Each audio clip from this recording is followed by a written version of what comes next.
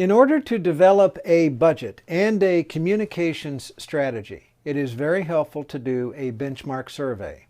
When should you do one? As soon as you've finished your research and have the money. I've worked in more than 300 campaigns. The most difficult were those in which I had no data. Races in which I had to second guess where my client stood with the electorate, second guess what I needed to tell the electorate about my client's background, values, issue positions, or about his or her opponent. I hate those kind of campaigns, and you should be very suspicious of any consultant who claims to know exactly what you need to do in the absence of any data. I compare that to a contractor who says he can build a brand new customized $1,000,000 home with no blueprint. No, he can't.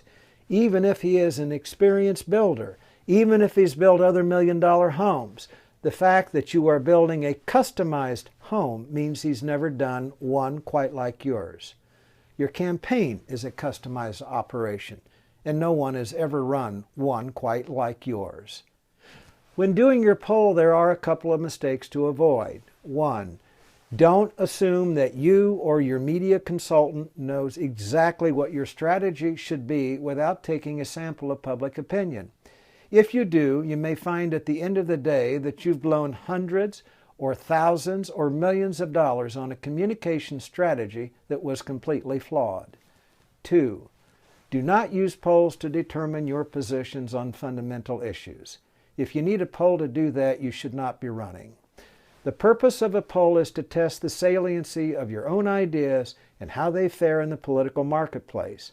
Provide insight on how to introduce yourself to the electorate, what values to highlight in your advertising, issue positions to emphasize, how to disseminate your message, and how to box your opponent. Done correctly, they will give you a political roadmap between where you are the day they are taken and to where you want to be on election day. And done correctly, they will tell you the cheapest way to do it. This is what you want to learn from your benchmark survey. What parts of your biography do voters find most appealing? How do they react when told of your accomplishments in private or public life? Which of your issue positions and fundamental values do voters find most appealing? What parts of your opponent's biography, accomplishments, and issue positions do voters like most?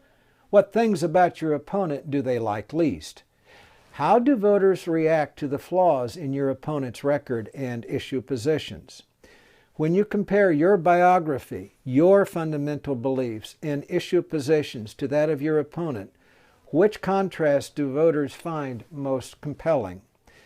And of course, you'll also want to know the name recognition, your opponent's name recognition, what voters already know about you and your opponent at the outset, what they like most and least about you and your opponent, what issues the voters say are most important, and of course some demographic questions to ensure that the electorate was properly sampled. If you are like most candidates, you will seek the help of a professional poll taker. Before you hire one, check their references. Ask to see strategy memos they've prepared for former clients. Did they simply report numbers, or did they offer useful insight on the advertising strategy?